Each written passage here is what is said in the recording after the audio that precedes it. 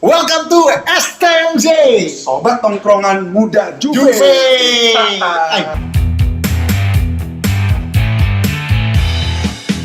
Karena ini episode pertama, Bener kita banget. perkenalin diri dulu. Nama gua Bigas. Nah, nama gua Kiwan. Ya, kita berdua memang udah jelas kita memang sobat Juve atau Juventini ya. Dan kita sering banget. Dulu kita inget nggak? Dulu kita sering ke Juventus Chapter Indonesia karena memang Ya. dulu akses buat internet tuh segitu susahnya untuk Sulit nonton dan banget. Serie A udah nggak ditayangin. Nggak ada satupun televisi yang nayangin, jadinya kita sampai ke pancoran ya. Kita ke Pancoran di Vini Vici ya, Vini Vici Arena itu gua rasa juga temen JCI sampai sekarang masih di sana. Nah, dan kita tuh sebenarnya kalau gue secara pribadi ya sebagai seorang Juventini, gue tuh dari gue suka Juve dari SMP, itu tahun 96. Nah, 96. nah itu tuh gue dari dulu sebenarnya gue bisa dibilang bukan penggemar bola. Gue tuh penggemar Juve dan Italia, udah itu doang. Sama sepak bola Indonesia lah ya. Nah, kalau gue itu backgroundnya, gue itu fans sepak bola lah. Cuman sebagai fans sepak bola rasanya nggak seru kalau lu nggak ngedukung salah satu tim. Jadi lu milih Juve? Nggak, pertama kali itu Chievo. Karena gue main PS1. Busuk banget. Gue main PS1. Taunya Chievo. gue dibully sama kakak sepupu gue. Nih, lu pakai Chievo, katanya bagus. Gue pakai. Jadi tiap kali gue main PS, Winning Eleven itu pakai Chievo. Astaga. Begitu 2004, gue dikenalin nonton Juve, langsung tuh. Oke. Gue suka banget tuh di sana. Sebagai seorang penggemar Juve, kita tuh pasti butuh informasi tentang Juve. Benar. Kita butuh ngobrol nih, bisa ngeluapin ya tentang Juve. Bahkan kalau sekarang tuh netizen itu banyak banget. Gitu. Bahkan kemarin gua nonton nih, sekarang gua nontonnya video.com ya. Video.com. Nah, video.com itu Ini nayangin. sponsorin nggak? Enggak apa-apa lah. Nanti kalau emang bisa sponsorin kenapa enggak ya kan? Iya. Kalau nonton di situ tuh suka ada komen-komennya, ya kan? Nah, komen-komennya tuh banyak banget. Ada yang waktu sebelum itu udah mulai, wah Pirlo out lah, wah kalau gitu ganti sama Capello kayak ganti sama Lippi. Terus ada juga ya, tapi semua pendapat. Jadi Juventini itu bukan cuma lu atau gue, itu banyak pemikiran ya kan. Kita aja berdua sama-sama Juventini suka debat kan. Bener banget, kita itu kayak berdua itu sering banget debat kusir ya. Nah, kali ini supaya kita debat kusir, ini tetap akan jadi debat kusir, tapi Ya. skalanya lebih besar. Lebih besar, jadi kita kalian ngundang. akan ikut. Kalian nanti komen di bawah, Ah. apa aja, lu lebih setuju dia, lebih setuju gua, atau Lu punya pendapat sendiri. Lu punya pendapat sendiri. Nah, atau juga nanti kadang-kadang ada segmen yang kita baca netizen di Indonesia atau di worldwide, kadang-kadang juga dibahas tuh lagi ngomongin apa. Kayak kemarin kan sempat ada tagar Sari out, ya kan, waktu zamannya Sari. Zaman Sari, Ya padahal kan? gua suka tuh.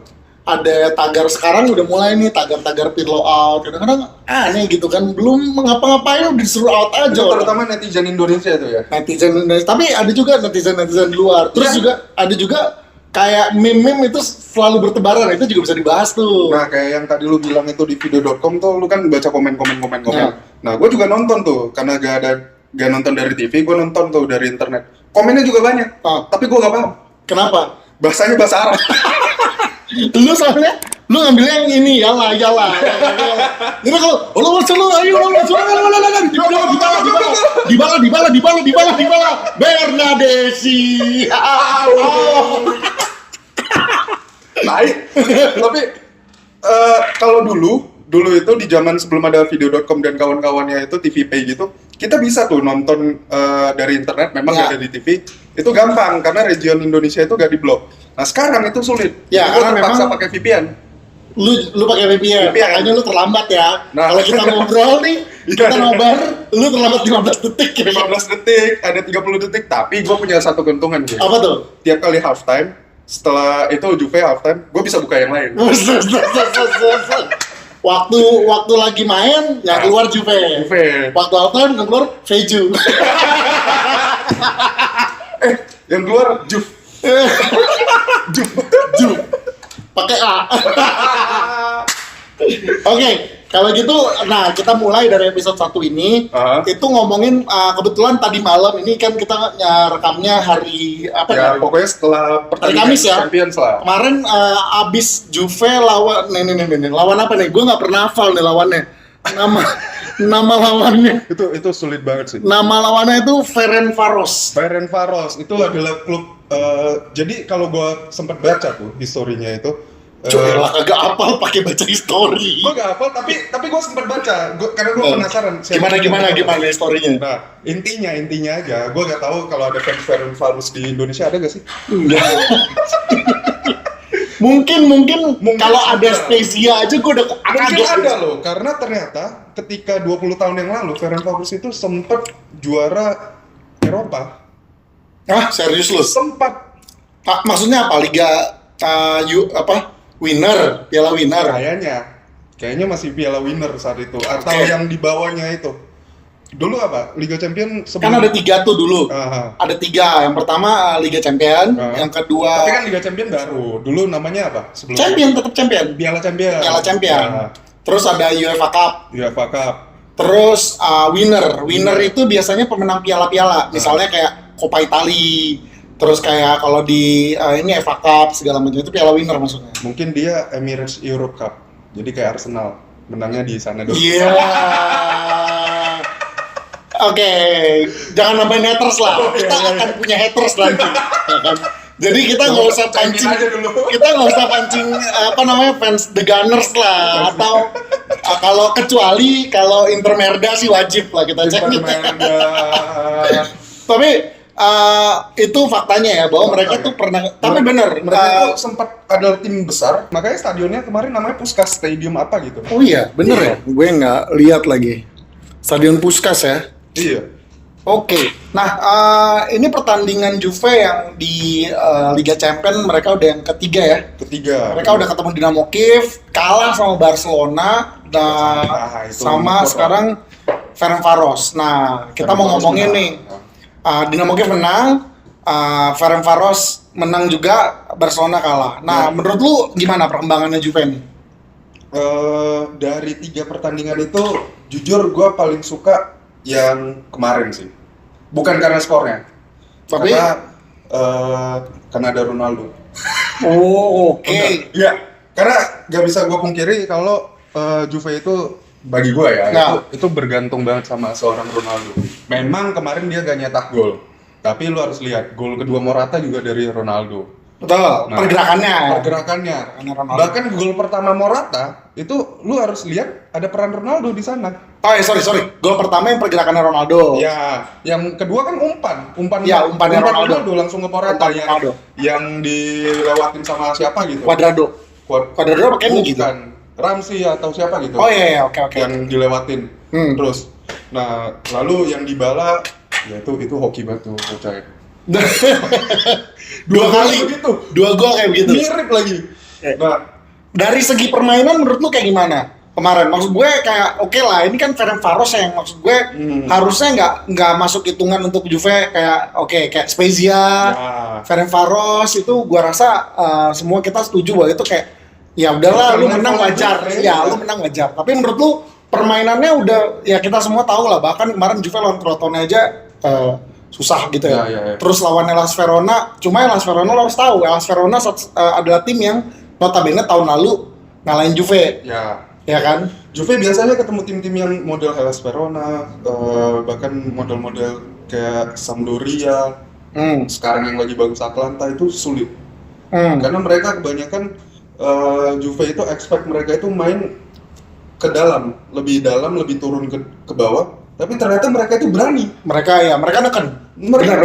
Gue liat Crotone neken, terus si Verona juga neken gitu. Nah makanya Juve kalau udah ketemu tim yang gak expect main kayak gitu, wah kaget. Selalu. Mau dari zaman Allegri, Conte juga begitu. Nah sekarang kan nih Pirlo nih, dan ini yang banyak yang dibicarain. Bahkan menurut lu gimana nih perkembangannya Pirlo sampai di zaman Ferencvaros ini? Kemarin kan semua orang kecewa waktu kalah sama Barca. Ya. Gitu kan. Kalau kalah sama Barca gue gak kecewa. Bagi gue malah gue melihat kalau sebenarnya kalau bukan penalti sama tendangan yang mantul dari Dembele itu ya mungkin hasil seri lebih fair untuk di sana. Ya, penalti juga kejadiannya kan pertama karena udah red card, udah 10 orang. Yang kedua karena masukin Beradesi. Itu kan masukin Bernadesi itu paling sampah sih menurut gua, udah kayak 2 pertandingan masukin Bernadesi. Tujuannya kan masukin Bernadesi adalah Lebih biar jadi bertahan. satu-satu. Enggak dong, itu kan red card-nya setelah Bernadesi masuk. Iya, benar. Demiral, siapa sih? Si Yang kena red card, gue lupa. lupa juga gue yang kena red card. Apa Rabio bukan? No, Rabio main kemarin. main. Demiral, makanya Demiral kemarin gak main. Oh iya benar. Iya, Demiral yang kena red card. Makanya sebenarnya kan dia udah gak punya pilihan, lu mau masukin siapa? Marco Piaka. Ya Piaka nggak ada Orang kan. nggak ada kan. Jadi menurut gua kalau Pirlo kalau lawan Barca itu gua melihat Pirlo itu berani. Bahkan dia sebagai orang yang sebagai pelatih pertama kali hadapin Barca nekan loh. Dia nggak bertahan ya. Nekan loh. Nah, karena memang dia ngomong di konferensi pers waktu dia ngomongin tentang Juve, dia bilang bahkan kalau main di Santiago Bernabeu aja gue harus neken. Iya. Dia ngomong kayak gitu dan dia memang buktiin kayak gitu. Nah, jadi kalau gue lihat perkembangannya itu kelihatan perkembangan di Barca. Tapi setelah itu yang lawan Spezia ya, habis itu ya, itu Ronaldo. Ya. Sebelumnya itu gue kecewa. Cuman sampai yang kemarin, jujur gue ngeliat memang ada progres. Dan memang karena babang Ronaldo juga. Nah ini kita ngomongin Ronaldo ya. Tapi bentar, menurut gue balik lagi formasinya Pirlo ini satu-satunya pelatih dari gak cuma Juve tapi seluruh pelatih yang ada. Gue kan bilang gue fans sepak bola, jadi gue suka nontonin kalau tim-tim yang lain. Kalau Italia gue cuma nonton Juve, gue males yang lain. Tapi Liga Inggris gue masih nonton Tottenham karena gue pengen tahu Mourinho gimana. Gue nonton Klopp gimana dia ngeracik Liverpool. Bahkan gue nonton Ole Mang Dading. Lu nonton MU nggak malu ngeliat backnya begitu? Justru itu lucu yang kayak gitu. Gue sih nonton cuma cuplikannya karena gue seru aja denger Maguire narik Luke Shaw tuh gila sih lucu. Tapi ya gue nonton, jadi gue memperhatikan. Nah, kalau pelatih kayak gitu memang mereka terus merotasi. Musim ini bisa dikatakan musim anomali. Mereka gak cuma rotasi pemain tapi juga ngubah strategi terus. Ya pertandingan beda-beda terus tuh formasi yang dipakai. Dan sekarang gak tahu kenapa tren sepak bola modern itu suka banget pakai 3 back. 3 back, rata-rata semua pakai 3 back. MU kalahin PSG juga 3 back. Mereka bagus ya. Liverpool bahkan pernah nyoba pakai 3 back. Segala macamnya. Nah, ini Pirlo kemarin gue kaget, dia pakai 4 back lagi, balik 4 back, tapi transisi ke 3 back itu cepet. Ya. Terus habis itu bisa transisi lagi dan kejadian yang sama, meskipun dia pakai 3 back, itu ada transisi lagi ke 4 back, baik itu saat menyerang, baik itu saat bertahan dan sebagainya. Jadi kalau menurut gue, Pirlo ini bikin filosofi yang baru sendiri. Kalau dulu kita kenal tiki taka, kalau ini gue bilang teka-teki. Bahkan pemainnya sendiri teka-teki. Gue abis ini mau ngapain? Karena lu bayangin, seorang Dybala di depan ngambil bola dari bawah, tiba-tiba yang lebih depan dari dia itu bisa seorang Ramsey bisa seorang Rabiot lebih depan dari dia. Jadi benar-benar fluid banget. Kalau fluid yang very fluid lah, kalau gue main Football Manager itu gak cuma very fluid dari segi formasi tapi dari segi positioning. Gue selalu ngikutin interviewnya Pirlo. Memang Pirlo pertama yang lo tahu bahwa Pirlo itu kan memang diragukan banget waktu jadi pelatih Juve. Ya, tapi secara teoritis dia itu adalah kayak ketika dia ngambil sertifikasi kepelatihan, dia itu nilainya nyaris sempurna. Dan tesisnya dia itu yang keren banget. Dia bilang dia tidak mengenal posisi, dia mengenal fungsi. Jadi pemain tidak lagi bergantung sama posisi, tetapi fungsi. Jadi memang kalau ngeliat kenapa Juve fluid banget, itu bergantung ketika dia pengen Juve mainnya kayak gimana, menyerang bagaimana, dan kayaknya mereka nyiptain beberapa opsi. Tapi kalau lo lihat lagi interviewnya sampai sekarang, dia selalu bilang pemainnya tuh masih belum bisa nginterpretasiin. Dia selalu bilang jadinya teka-teki juga pemainnya. Gue habis ini lebih baik bertahan atau gue menyerang atau gue berubah posisi gimana? Bingung. Gitu. Nah, oke lah. Nanti kita ngomongin teka-teki, tapi kita coba runut satu persatu dulu. Oke. Ya. Yang pertama penampilan mainnya. Gimana lini pertahanan Juventus? Menurut lo? Kalau menurut gue untuk ngelawan tim kayak Ferencvaros itu kemarin itu pertahanan Juve bapuk banget sih. Menurut gue ya. Lu punya statistiknya gak? Kemarin Gua punya statistiknya. Belakang itu ada Cuadrado, Chiellini, Bonucci sama Danilo. Nah, si Chiellini itu ratingnya di WhoScore itu 6,31. Bonucci 6,55. Justru yang tinggi itu si Cuadrado. Rendah amat, Cuadrado berapa? 7? 7,44. Gitu. Oh, salah satu yang tertinggi. Danilo juga 6,82. Kenapa kayak begitu? Itu dibuktikan dari tiga orang yang sebenarnya mereka itu kan sebenarnya center back. Tiga. Danilo itu nggak di plot jadi center back. Jadi maksudnya dalam formasi 4 memang dia tiba-tiba jadi sayap. Tapi sebenarnya dia ditugaskan untuk sedikit saja maju, sedikit menyerang, tetapi mostly bertahan. Cuadrado itu benar-benar nyerang, tetapi kalau lagi defense benar-benar jadi 4 gitu ya. Jadi kalau misalnya normalnya 3, tapi kalau lagi defense banget, lagi ditekan baru dia jadi 4. Nah, si Danilo, Chiellini sama Bonucci ini gua ngelihatnya ada beberapa part, apalagi waktu Juve udah leading itu kayak nggak sungguh-sungguh banget sih gitu. Ada yang gue bilang kayak satu passing beberapa kali ada yang salah gitu. Chiellini bisa salah passing gitu, si Bonucci bisa salah passing. Kalau misalnya yang salah passing masih Cuadrado atau Rabiot itu masih aman lah ya. Tapi kalau sampai udah ini 2 orang salah passing ini udah bahaya banget gitu. Bahkan Szczęsny pun sempet salah passing kemarin. Szczęsny gak usah diomongin lah.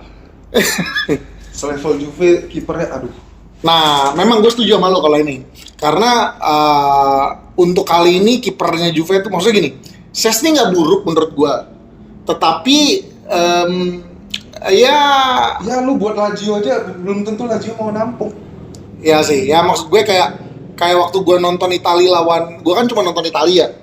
Waktu Italia lawan Polandia bahkan dia cuma cadangannya Fabianski. Makanya Fabianski aja dibuang juga dari Arsenal kan. Gitu, jadi itu yang gue lihat sih, jadi statistiknya kayak begitu.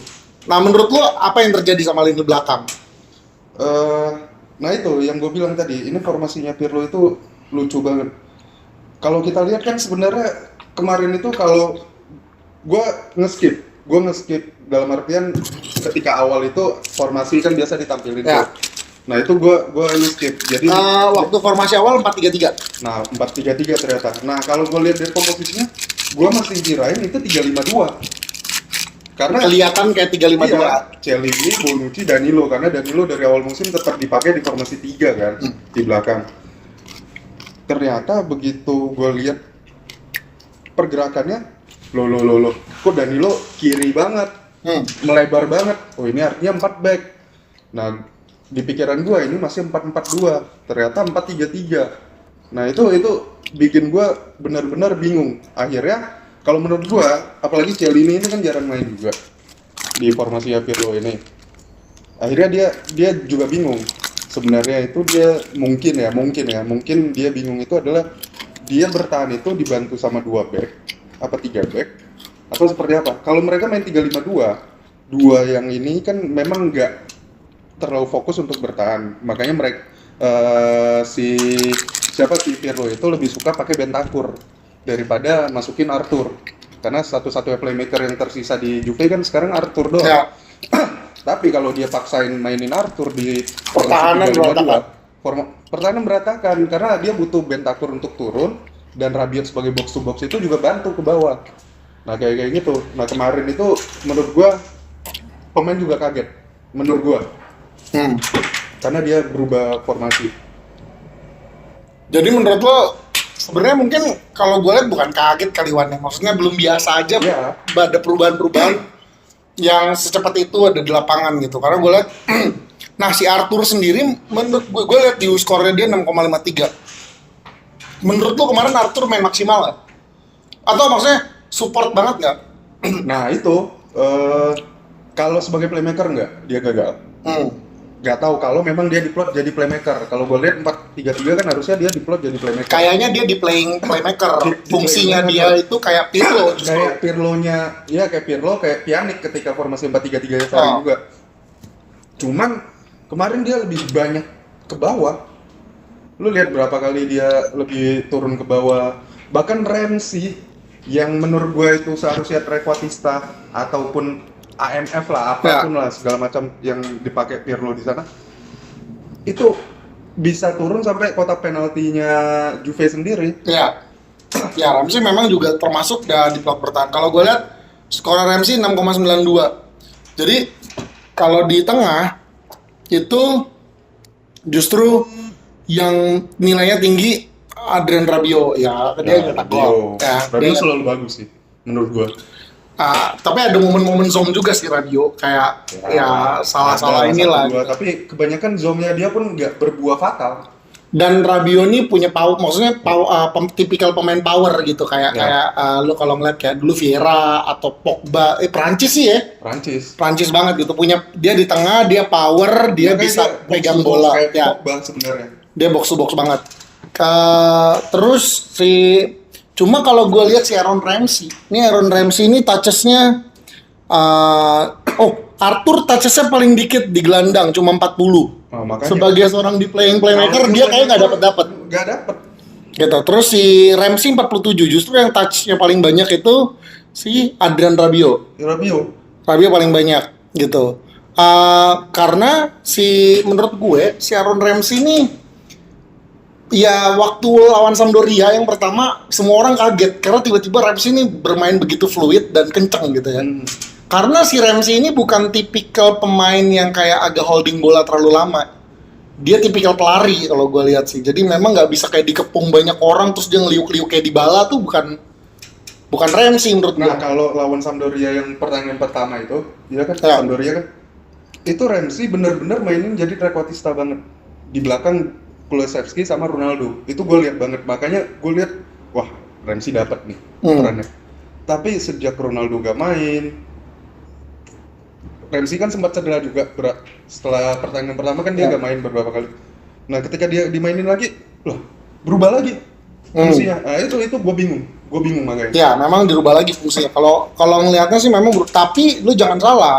Berubah fungsinya Ramsey ini adalah kekurangan pemain sebenarnya. Nah iya benar. Ya kan, karena kan beberapa kali dia ini kekurangan pemain. Buktinya sempet ada yang main si Frabotta sama satu lagi siapa tuh? Agak ke kiri. Waktu Chiesa, gara-gara Chiesa di kartu merah atau apa tuh. Terus pertandingan selanjutnya kan Chiesa nggak bisa ikut. Si siapa Tino gitu, siapa tuh namanya? Aduh, gue gak ngerti. Yang lawan Crotone ya? Lawan Crotone gitu. Jadi Juve tuh bener-bener minim banget kedalaman squadnya, apalagi kayak di kiri ya. Habis. Udah sebenarnya bertahun-tahun Alexandro tuh sendirian. Lo tau kan Alexandro tuh nggak punya backupan loh. Ya. Nggak ada back sayap kiri. Kalau sayap kanan tuh dari bertahun-tahun selalu ada dua minimal. Ada Danilo, terus ada si siapa namanya?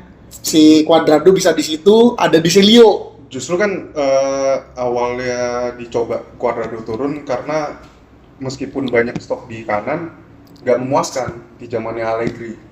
Iya. Nah, tapi kan sebenarnya di kanan itu dulu berbagai macam pemain udah ada di situ. Dulu ada Cancelo, Ada di Dani situ. Alves. Dani Alves. Nah, sebenarnya kiri itu semenjak Evra pergi praktis cuma Alexandro. Sampai hari ini pun cuma Alexandro. Bener. Danilo itu nggak kiri sebenarnya kan. Nah Danilo itu makanya ketika pertukaran dengan Cancelo itu sebenarnya mereka berdua aslinya kanan tapi bisa dipaksa ke kiri.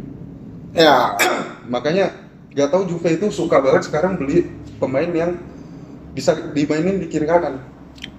bahkan ini kita mau bahas. Di depan itu fluidnya minta ampun. Nah parah. Kayak lu nggak tahu si Ronaldo aslinya di mana, Morata di mana, Chiesa di mana. Ini tiga pertama yang dimainin ya. Iya. Gitu. Bingung. Chiesa hampir gak pernah berubah sih. Dia tetap di kiri diajar. Dan seharusnya kalau menurut gua lu ketika mainin Ronaldo jangan pernah mainin Ronaldo di kanan. Nah, itu memang agak ngebingungin sih.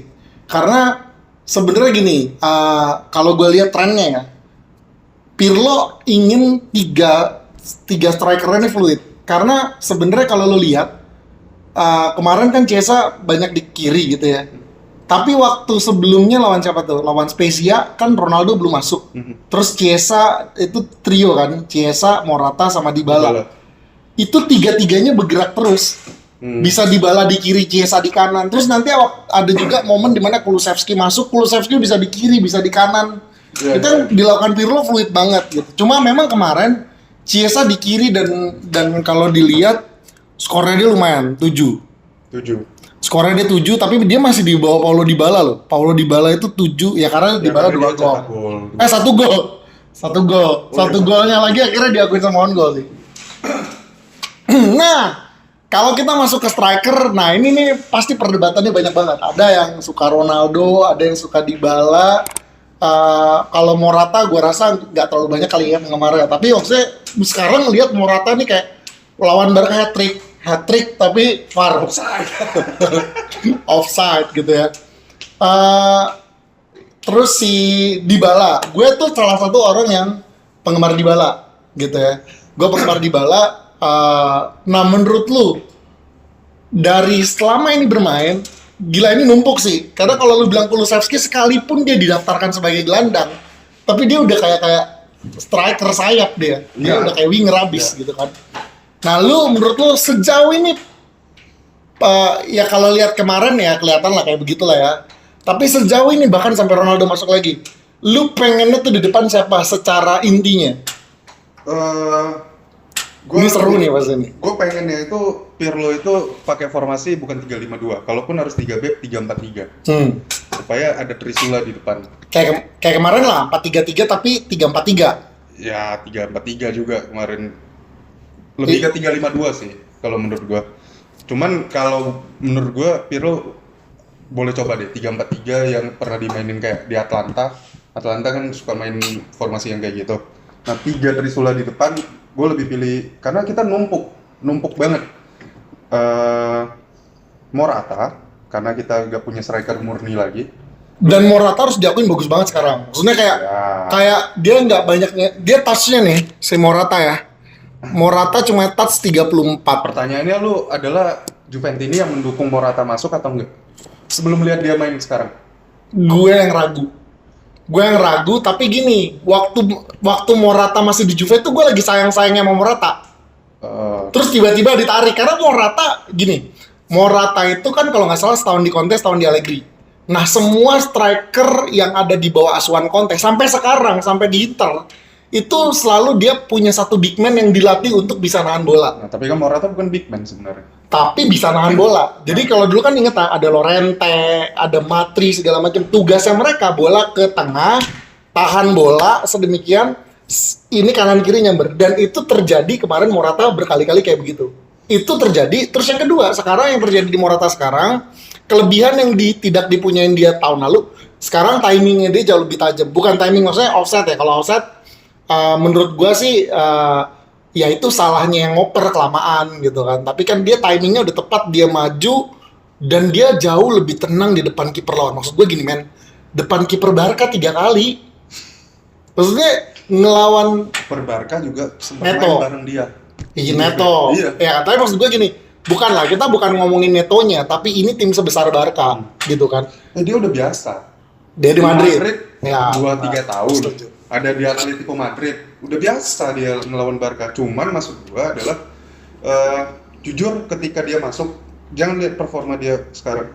Tapi ketika dia ditransfer, gua kayaknya rasanya pengen terbang ke Italia, gua pengen gambarin Fabio Fratesi.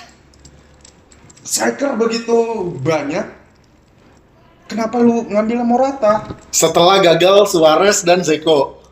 Ya, dan Milik. Gua gak expect Dzeko sih. Lu dari antara transfer itu waktu itu yang lu kepikiran bakalan ambil siapa? Kalau memang sisa striker seperti itu ambil Suarez lah. Kebukti. Nah, dan memang kebukti sampai sekarang di Atletico Madrid juga ngecun dia. Ya awalnya, tapi sekarang juga agak turun sih. Ya minimal dia bisa gigit. Ya. Sekarang ketika lu lihat Morata, lu lega nggak Juve beli Morata? Lega sih. Lega. Dan tadi kalau balik lagi ke formasi 3-4-3 yang gue mau, itu trisulanya adalah ya terpaksa harus Morata sebagai nomor 9, Ronaldo di kiri, kanan ini kalau memang Dybala gak dipercaya, lu bisa coba Kulusevski atau Chiesa bahkan. Lu paksa aja Chiesa main di kanan. Chiesa bisa main di kanan karena dia bisa dua posisi. Nah, tapi ya balik lagi, Morata ini harus berani jadi Benzema. Karena gue gak tahu, memang ini sedikit egois karena sejak 2 tahun lalu ketika Ronaldo masuk, nampaknya bahkan kemarin kita sempat ngobrol ya, kayaknya pemain itu bakalan dapat bonus lebih besar kalau umpan gol dari Ronaldo dibanding mereka cetak gol sendiri. Kayak kemarin ada beberapa momen udah harusnya dia nyetak gol nih, oper lagi ke Ronaldo. McKennie ya kemarin ya kalau nggak salah. Nah, tapi lu harus akui bahwa setiap kali bola nyampe di Ronaldo dan itu adalah hal-hal yang matang. Kalau striker lain mungkin bisa meleset, Ronaldo hampir gak akan. Ya, benar. Jadi maksud gua bukan kita harus bergantung sama Ronaldo, karena masih ada Ronaldo. Kita manfaatkan. Jadi kalau 99% chance ke dia bakalan gol, kenapa kita harus merelakan tempat itu ke striker lain yang mungkin chance-nya cuma 80%, 70%, yang kayak gitu loh. Kalau gue ngeliat Ronaldo tuh bukan masalah dia Kalau lu suruh hampir kayak dulu gak bisa lah. Enggak, bukan. Gue ngeliatnya tuh bukan kayak dia hampir pasti gol. Bahkan menurut gue dia banyak acap kali nggak gol gitu. Acap kali dia berusaha. Tapi bedanya adalah ambisi dan semangatnya Ronaldo tuh di atas rata-rata. Jadi maksudnya kayak contohnya gini lah. Gue bilang ya, Ronaldo ada masa-masa buruknya juga. Ada yang kayak dioper ke dia busuk. Pernah berapa kali permainan dioper ke dia busuk. Tapi maksudnya yang bikin orang-orang semangat itu karena dia bisa marahin pemain lain yang gak sesemangat itu gitu. Kemarin Cesa dimarahin. Ya, ini kita punya ini mati nih. Nah, si Ronaldo tuh punya semangat yang memang nggak bisa dibohongin, semangatnya dia juara, haus kemenangannya dia nggak pernah. Nah iya itu. Ya mungkin ini yang lagi dialamin Ibra sama Milan ya, Milan sama Ibra ya. Nah, sama gitu, mentalnya tuh. mungkin nanti kita butuh satu segmen khusus ngebahas Ronaldo Juve dan Ibra di Milan. Nah, tapi gue lihat juga sebenarnya ya itu memang harus ditularkan kayak begitu ya. Tapi maksud gue kayak momen-momen ini tuh dibutuhkan juga kepercayaan diri dari si striker-striker itu sendiri. Terus yang kedua, gue suka ngeliat kadang-kadang sekalipun Ronaldo bisa jadi poin positif, tapi juga beberapa kali gue liat dia jadi poin negatif. Poin negatifnya tuh kayak dragging ke dia banget gitu, kayak harusnya lu bisa mainnya oke, tapi karena Ronaldo buruk, lu semua jadi kayak terpaku sama dia dan dia itu kayak paksain banget untuk dia ngegolin. Zaman Sari kelihatan banget sih. Gitu. Dia paksain untuk dia ngegolin. Padahal maksud gue kalau aja itu bisa lu makan sendiri, itu jauh lebih baik gitu dibanding lu harus kasih ke Ronaldo. Bener, waktu di Allegri gak segitunya Ronaldo banget. Tapi di zamannya Sari, tapi di Allegri gue sedih karena segitunya banget. Hanya untuk Ronaldo Dybala dibuang. Iya kan? Waktu itu kan Dybala dibuang karena Ronaldo gitu. Tapi di zaman Allegri, Ronaldo comebackin Atletico Madrid. Iya. Tapi balik lagi, maksud gua, nah ini gua sambungin. Pirlo di konversi ya, dia ngomong setelah pertandingan, meskipun menang 4-1, katanya dia masih gak puas karena strikernya egois. Ya. Strikernya atau semua pemainnya egois. Nah menurut lu dia refer ke siapa? Menurut gua yang paling egois kelihatan siapa? Rabiot. Itu kalau nggak gol tuh, itu sih marah banget yang di kanan. Siapa? Morata atau siapa yang di kanan tuh? Ronaldo kali ya? Yang mana? Rabiot kan nyetak gol nih. Rabiot mana nyetak gol kemarin? Rabiot nggak nyetak gol ya? Siapa Kan Morata 2, Dybala 2. Dybala yang ada Ronaldo di sana. Sorry itu kedua, itu Spezia yang dia nyetak gol, yang dipaksa ya. Yang dia paksa tuh Spezia. Itu Spezia. Yang maksa itu Dybala paksa banget sampai akhirnya harus on goal itu kan. Gitu. Kalau gue lihat dia refer ke siapa, menurut gue dia refer ke, kalau gue bilang Ronaldo enggak. Kemarin Ronaldo di titik nggak egois loh. Ronaldo enggak loh. Kemarin dia nggak egois. Enggak. Bahkan dia jarang banget ada di kotak penalti lawan. Jarang banget. Kalau Morata egois sih kayak memang harus tugasnya dia egois sih. Nah, tapi dia refer ke siapa ngomong egois? Menurut lu? Gua rasa Dybala, karena yang sampai gol itu pun Dybala harusnya bisa ngoper tuh. Karena berapa kali setelah dia masuk itu banyak peluang dia. Nah, Gua rasa dia. Karena selain dia, nggak ada pemain lain yang punya peluang sebanyak itu. Yang bawa bola sampai ke depan sebanyak itu. Dia tembakan berapa kali? 3 atau 4 kali itu. Dybala itu baru masuk di babak kedua, bener Ya, 70. Sampai di 66. 66. 66 tapi touch-nya dia lumayan tuh. Touch-nya dia 23. Shotnya? Sebentar gua lihat. Ini apa nih? Shots on targetnya dia 2. Kayak dua-duanya gol. Tapi yang lainnya enggak sih. Nah, Dybala kemarin kayak Dybala itu lagi butuh pembuktian menurut gua. Dia memang lagi butuh kepercayaan diri. Gitu. Tapi menurut gue sebagai seorang penggemar Dybala, gue Dybala banget. Caranya Dybala. Sebagai seorang penggemar Dybala itu di awal musim tahun lalu juga sama.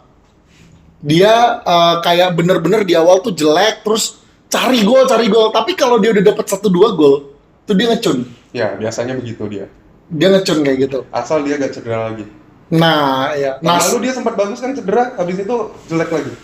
Ya, tahun lalu tuh Sarri sebenarnya kemarin kita sempat bahas ya. Sebenarnya Sarri tuh suka banget Dybala dan bahkan Sarri tuh memaksimalkan potensi Dybala sampai jadi pemain terbaik Itali. Serie A. Sorry, pemain terbaik Serie A tahun 2000 musim 2019-2020. Yang baru saat. Apa yang terjadi? Jadi Dybala nemuin kepercayaan diri dan Dybala jauh lebih ke depan. Jadi benar-benar jadi yang tidak dia lakukan di awal musim ini, dimana nggak tahu dia frustasi apa dia lagi butuh pembuktian atau apa, dia lebih banyak main ke belakang nyari bola gitu. Nah sebenarnya Sarri udah paling bener. Kalau aja dia bisa lebih dekat sama Ronaldo, Sarri bilang gini, pokoknya Dybala tuh deketin sama Ronaldo gitu. Kalau mereka benar-benar dekat sama kotak gawang, itu mereka berdua bahaya banget. Dan itu terbukti bahwa Ronaldo hampir jadi top scorer. Dybala pun cetak kalau nggak salah 20 ya, kalau gua nggak salah ya. Nggak nyampe. Nggak nyampe ya? Nggak nyampe. Tapi ya dia cukup banyak golnya. Dia banyak assist. Dia kalau nggak salah 8 apa 11 assist. Betul gitu. Tapi memang semua penyerang Juve dari tengah sampai depan ya, mungkin kecuali Morata ya sekarang ya. Dari musim lalu sendiri ketika ada Ronaldo, semuanya kayak punya tekanan nggak enak kalau sampai makan sendiri, apalagi kalau nggak masuk. Bisa diomelin sama Ronaldo, tapi kalau dia nggak masuk, ya udah sampai mau ngomelin anjir. Enggak, tapi Ronaldo bukan kayak Ibra. Gue jarang ngeliat Ronaldo marahin pemain lain kalau gak masuk. Dia itu Lihat marah. mukanya dong. Enggak, dia itu marah ketika dia punya posisinya bagus. Iya. Kalau dia ngumpan, pemain lain gak masuk, misalnya dia ngumpan nih ke pemain lain, terus umpannya itu gak disambut, terus gak masuk, dia gak marah. Apa-apa, benar. Tapi kalau dia posisinya bagus, terus Nggak diumpan, dan gak gol, dia marah. Padahal pemain itu juga sebenarnya posisinya bagus, Tapi gak gol. tapi nggak gol. Dan dia lebih banyak maksa bahkan untuk ngegolin. Ya tapi itu plus minusnya Ronaldo lah. Menurut lo, filosofi apa sih yang diusung Pirlo? Ya sebenarnya sesuai dengan idenya dia. Tapi kan gue tuh orang yang cukup bersabar lah. Maksud gue nggak Ini fair. dia modern atau It's a new one. This is the new one. Karena kayak ini bener-bener Pirlo. Ini kan dia ingin menerapkan tesisnya dia untuk masuk ke dalam formasi dari itu Juve gitu. Tetapi memang yang menjadi masalah adalah kayak ujiannya itu kayak lu tiba-tiba baru habis magang atau bahkan lu nggak sempet magang, tiba-tiba lu ya, dia lawan raja terakhir. Seharusnya kan dia dimagangin di U21 dulu. Iya. Primaveranya Juve dulu. Istilahnya kayak lu main Mario Bros nggak lewat level 5 tiba-tiba ketemu raja terakhir. kayak what? Ibarat lu main PUBG gak main di training dulu. Iya. Langsung turun di Pochinki. Ya kayak tapi maksud gue kita akan lihat pembuktian. Menurut lu Teka-teki. bakal dipecat gak? Gue bilang enggak sih. Karena manajemen Juve sudah membuktikan bahwa mereka sopan sih. Bahkan untuk Sarri mereka sopan. Sarri masih dibayar loh sampai hari ini. Iya, mereka sopan banget. Mereka Sarri itu belum dipecat loh. Iya, manajemen Juve maksudnya gini. Juve bilang, bahkan si Agnelli sampai bilang si Sarri itu maksudnya gini. Dia suka loh sama Sarri. Dia bilang si Sarri layak mendapatkan semua prestasi ini. Dan menurut gue juga cuman kayaknya isu ruang ganti lebih keras gitu ya. Maksudnya kayak gue pernah denger testimoninya Koulibaly. Koulibaly sih hormat banget sama Sarri, tapi dia bilang satu kali pernah si Koulibaly ini harus nemenin istrinya melahirkan, sama Sarri nggak dikasih. Dan dia bilang lu harus datang ke Napoli, Terus waktu si Koulibaly udah dengan setengah stresnya datang ke Napoli buat main, udah siap main, dia cuma ditaruh di cadangan dan sampai selesai Gak dimainin. nggak dimainin. Sarri bilang orang ini si Koulibaly bilang orang ini gila, tapi maksudnya dia waktu itu gilanya tuh memuji, maksudnya memuji orang ini workaholic sih. Si Sarri ini cukup workaholic, cukup fokus sama maksudnya. Mungkin goyangan Sarri itu paling besar ketika dia mencadangkan Ronaldo. Di saat Ronaldo sendiri ngomong dia sehat aja, tapi gak dimainin. Iya, sempat ada kayak pertandingan. Sempat ada kayak gitu. Dari sana sih goyang, menurut gua. Nah, itu juga akan menjadi tantangan buat Pirlo. Nah, berani gak dia mencadangkan Ronaldo? Berani gak cadangin Ronaldo? Buktinya sebelum permainan lawan apa sih dinosaurus? Ntar, harus buka contekan nih kalau ngeliat dia nih. Ferencvaros. Pirlo itu ngomong kalau Ronaldo gak akan main full. Tapi ternyata Makanya kemarin ketika Dybala mau masuk, gua kira dia gak akan setega itu sama Morata. Dia bisa hat-trick loh Morata. Bayangin kalau 2 peluang yang kayak Dybala itu dikasih Morata, hat-trick udah. Cuman ternyata dia tetap gak berani. Nah, tapi balik lagi, filosofi Pirlo ini lu setuju gak? Buat gue setuju. Buat tim sebesar Juve harus berani ngambil resiko untuk menjadi jauh lebih baik. Maksud gue itu paling benci pragmatis. Gue benci pragmatis. Gue nggak suka sama Allegri di akhir musimnya. Ya, karena dia pragmatis. Dia pragmatis, bahkan Juve dibikin defense, bahkan Juve kayak dengan semua pemain yang dipunyai, ya gitu. Tetapi it works. Dia 2 kali final dan cara mainnya begitu. Tahun terakhir dia kan final Liga Champions ya? Enggak. Tahun terakhir dia enggak. Tahun 2000 terakhir dia yang Buffon dihajar. Oh iya. Yang si Buffon nangis. Yang kalah sama Real Madrid. Oh, yang saltonya Ronaldo. Salto Ronaldo terus dibales sama Juve udah 3-0. Enggak dong, tahun terakhir dia kan udah ada Ronaldo. Oh iya bener, tahun terakhir dia ada Ronaldo tapi nggak nyampe. Kalah sama siapa gitu? Enggak, dia nggak nyampe. Kalah sama Ajax. Kalah sama Ajax, Sarri bukan? Sarri kalah sama Lyon. Kalah sama Ajax bener. Kalah sama Ajax. Iya. Ya, itu. Nah, gue itu paling benci pelatih pragmatis. Gitu. Jadi maksud gue buat apa lu ngelatih kayak autopilot gitu, kayak ya udah gue juga bisa kalau kayak gitu. Maksudnya kayak gitu kan. Maksud gue kayak kalau cuma lawan Barcelona taktik lu adalah parkir bus terus serang balik, ya juga semua juga bisa. Tapi Pirlo menurut gue akan merevolusi Juventus. Dan kalau Pirlo gagal harusnya Juve nggak nyesel. Maksudnya ya kalau pecat itu adalah semua keniscayaan semua pelatih kalau Tapi gagal. bakalan jadi akhir karir Pirlo.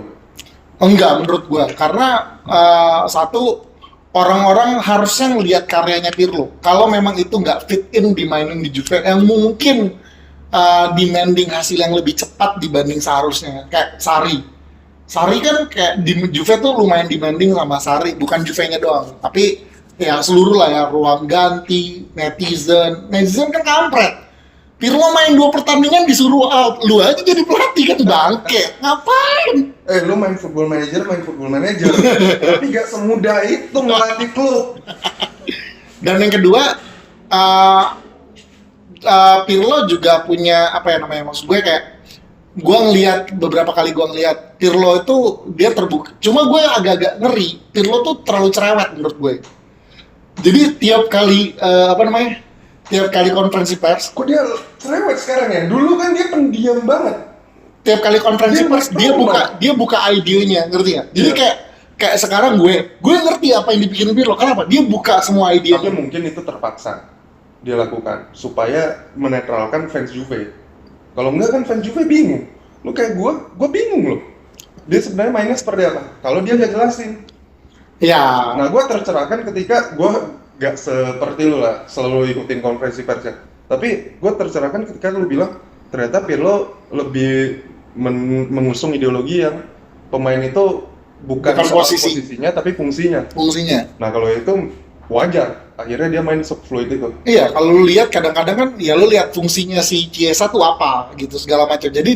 Jadi lu kalau nyari, makanya kalau lu bilang teka-teki Pirlo nih, teka-teki Pirlo ini memang tiki-taka nih?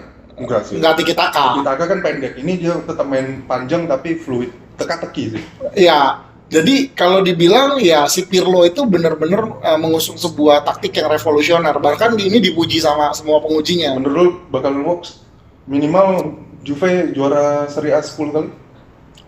Juve juara Serie A 10 kali justru di sini poin yang paling menggembirakan bahwa kita kan nggak mau Juve juara 10 kali dengan beda-beda poin kayak dulu-dulu lagi. Kayak maksud gue kayak ya bangke gitu Liga Italia. Buat gue naiknya Liga Italia juga lebih penting sih gitu ya. Dan gue sebagai fans Juventus berharap Juventus 10 kali, tetapi nggak dengan cara yang mudah. Harus dengan cara yang susah. Jadi menurut gue kalau lu mau kayak begitu, boy, lu main aja suruh Juve main di Liga Indonesia gitu. Mau 60 kali juara juga bisa. Tapi maksud gue kayak, lu kan akan seneng kalau juara tapi ngelawan lawan-lawan yang sulit ketika lu keluar berdarah-darah gitu. Ya, memang selain karena Juve revolusioner, kalau menurut gue Serie A juga tahun ini sulit sih. Lawan-lawannya itu gila-gila sih. Dan itu menggembirakan gue. Even though kayak Inter ya, sekalipun kita benci Inter, tapi menurut gue Tapi Inter kebangkitan tahun Inter ini lebih jelek sih dari tahun lalu, menurut gua. iya sih, bukan Inter yang lebih jelek, tim lain yang lebih berkembang. Ya bisa jadi ya, makanya gua bilang Internya stagnan. Serie A musim ini itu udah mulai ngikutin Liga Inggris mungkin 5-6 tahun yang lalu. Jadi ketika tim papan bawah ini dengan pemain yang seadanya, tapi dari primaveranya mereka itu bisa. Nah, itu yang gue berharap. Nanti kalau udah jago-jago, nah kan diambil Juve kan, pemain Italia. Nah ini yang Juve lagi kurang. Juve itu udah kurang Italia Nah, sekarang. gue bilang, kalau gue setuju sama lu adalah mungkin Pirlo gak dipecat, yes. Tapi kalau misalnya sampai nanti bursa transfer Januari, Juve masih 3 besar minimal dan jarak poinnya itu gak jauh, yang masih secara matematis masih bisa dikejar. Penentuannya adalah sebenarnya bukan di Pirlo, menurut gue. Gue setuju sama banyak orang yang ngomong Juve ini gak punya kedalaman squad dan bahkan banyak pemain yang seharusnya belum levelnya Juve lah, belum levelnya Juve. Jadi di Januari ini yang benar-benar nggak tahu, Pratisi ini dibanding Marotta dulu, Ya, ini jauh sih. ini kayaknya udah mulai mengemuka bahwa orang-orang mulai kangen sama Marotta ya. Ya, Karena Paratici walaupun ngambil gratisnya agak ngikut Marotta, tetapi keefektifan pemainnya ini, benar. bahkan cara pembelian pemain kayak kita tuh Juve di PHP-in kayak setelah beli McKennie, praktis bingung mau beli siapa lagi. Nah iya, makanya Jadi- sebenarnya Chiesa itu gue kaget.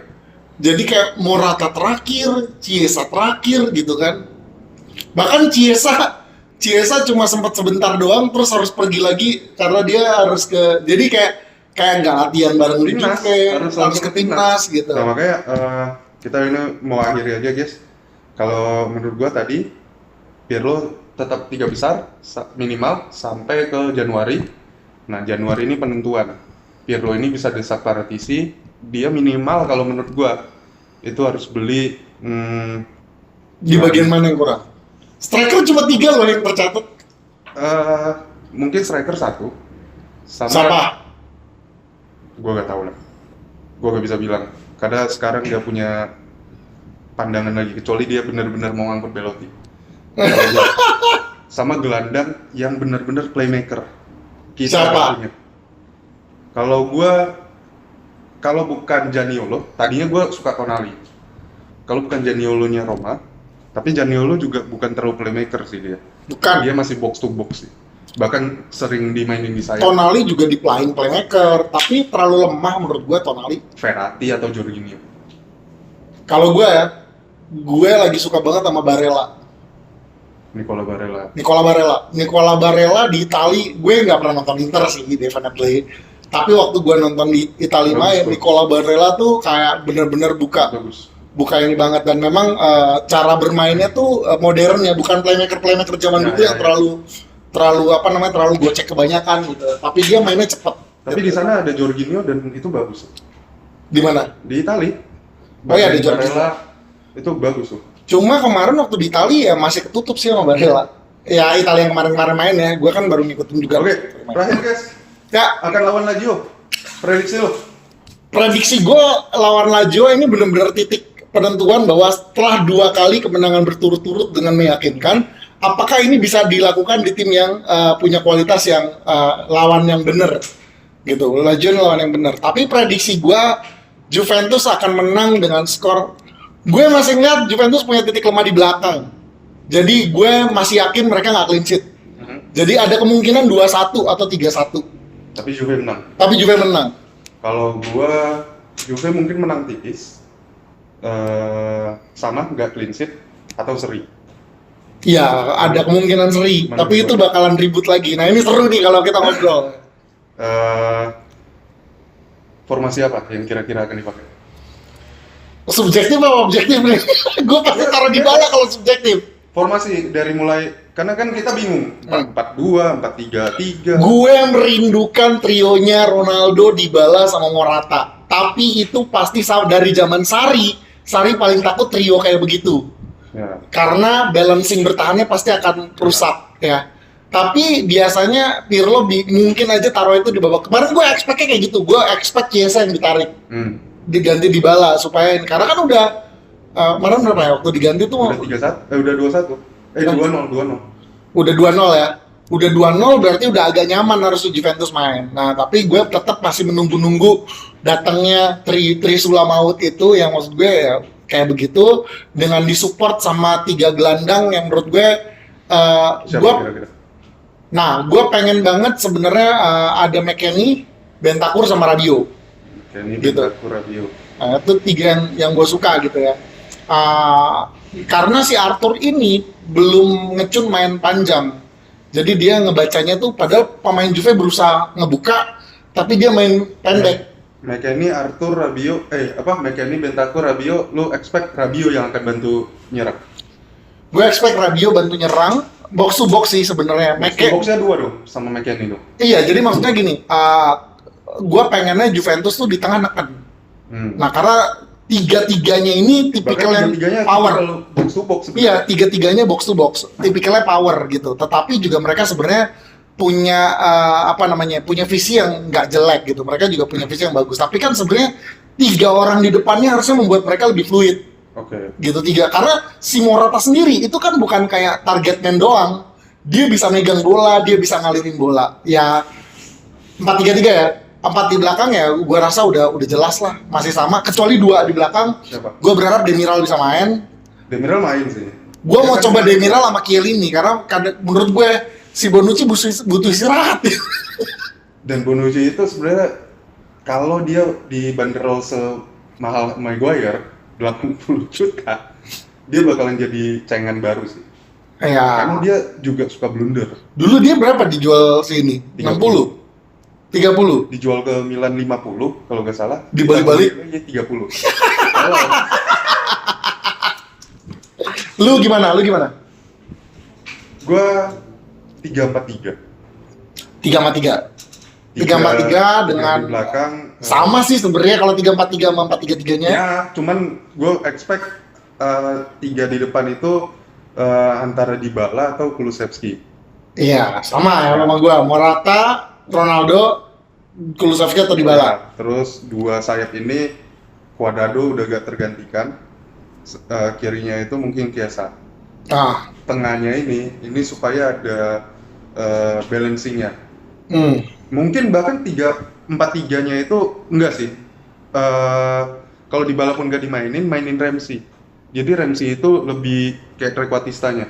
Ya. Atau Dybala kalaupun dimainin dipaksa jadi Trequartistanya. Jadi 2 yang ini itu benar-benar box to box kayak tadi lu bilang. McKennie sama Bentancur atau McKennie sama Rabiot. McKennie sama Rabiot. Atau Rabiot sama Bentancur. Jadi di antara 3 itu. 3 di belakang ini sulit juga sih.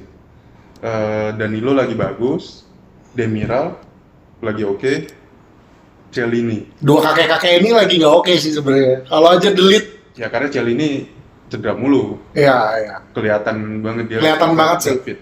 Nah, Chiellini, dan kalau delete udah bisa dimainin mungkin ketika skornya 2-0 dia dicoba. Kiper ada pandangan kiper siapa yang akan dimainkan? Kiper. Aduh, bener deh. Buffon masih oke sebenarnya, tapi nggak tahu kenapa, mungkin karena dia udah lama nggak main ya, jadinya jujur ragu sih. kalau Buffon main juga deg-degan. Szczęsny memang lebih sering main, tapi menurut gua ini kiper yang ada ketika lu udah dipercaya jadi tim utama, lu sering main, lu berkembang. Tapi Szczęsny gini gitu-gitu aja. Nggak Tapi berkembang. menurut gua aman lah, masih Ya. aman lah Szczęsny. Ya masih lah untuk Cuma backnya dibagusin. Ya maksud gue, kayak gitu juga. Maksud gua ngeliat Szczęsny beberapa musim main nggak fatal. Juve Ya ini- nggak kayak Karius, ya nggak kayak Kepa. tapi Juve ketika ada Buffon itu kayak Munchen ada Neuer. Ya Jadi backnya itu mau bantu serang atau backnya itu lagi bego, masih nggak ditembus. nggak tembus. Ya. Nah yang kayak gitu. Cuman sekali lagi kalau soal kiper, mungkin kita boleh tepuk tangan buat Pinsoglio. Yang selalu mensupport. Yang selalu dia paling semangat tuh, dia paling marah-marah tuh kalau lagi ada. Bahkan mungkin kalau nggak ditahan sama teman-temannya dia bisa kena kartu merah tuh, karena marahin wasit atau apa. Tapi dia selalu diperpanjang kontraknya loh. Dan dia rela begitu. Itu role-nya dia memang. Passion duduk di bangku cadangan. Ya. Pesin duduk di bangku cadangan dan Kiper selalu perpanjangan cadangan. kontrak baru. Kiper cadangan kedua. Kalau di Indonesia kayak ini stand up comedian Oki Rengga. Nah itulah. Oke. Oke, kalau gitu kita udah ngobrol-ngobrol. Teman-teman, kalau memang nonton ada komen-komen segala macam, lu mau hujat kita juga nggak apa-apa, taruh aja di bawah, kita Jangan bacain. dihujat, lu kirim makanan kayak gitu. Emang lagi musim hujat sekarang. Oh, malah lagi musim hujan. Dingin. Hujan. Ya lah nggak nangkep anjir. Oke, kalau gitu kita sebagai fans Hitam Putih di sini Ya. STMJ. Sobat tongkrongan muda Juve. Karena baru dapat nama jadi kita masih bingung gitu ya. Sobat tongkrongan muda Juve, dan lo kita tunggu komentar-komentarnya Benar banget. sesama Juventini. Kalian boleh komen apapun, nanti setelah ini mungkin ada Instagramnya, kalian juga boleh ikutin di sana, kita mau ngapain aja. Dan mungkin Keluarin pendapat juga ya, maksudnya biar kita bisa diskusi bareng gitu. diskusi bareng, dan mungkin kalau kalian yang oke, kita diskusi bertiga di sini. Bisa. Kayak gue, kalau apalagi kalau pendapat lo kontroversial. Apalagi lu cewek. Wah, Juve cakep. Donna. Juve Donna, ya kan? Yes. Oke, gue Biges. Dan gua Kiwan. Oke, kita pamit. Sampai jumpa. Salam STMJ. Salam SMJ.